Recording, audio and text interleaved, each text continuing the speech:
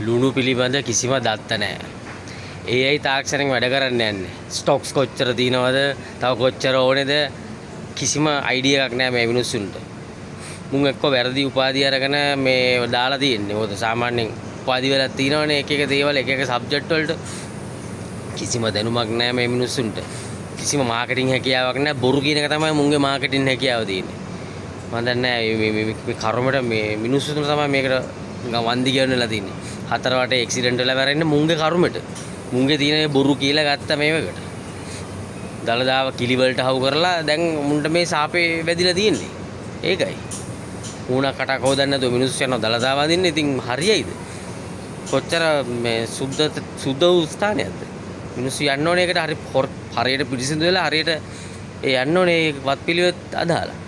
ඒව කරේ නැහනේ. පෝලිං ගානේ තියලා මිනිස්සුන්ව රස්තිය අදු කරලා පවුපුරව ගත්තා. ඒක ඇහුනේ. කණේකට පවුපුරව ගත්තා.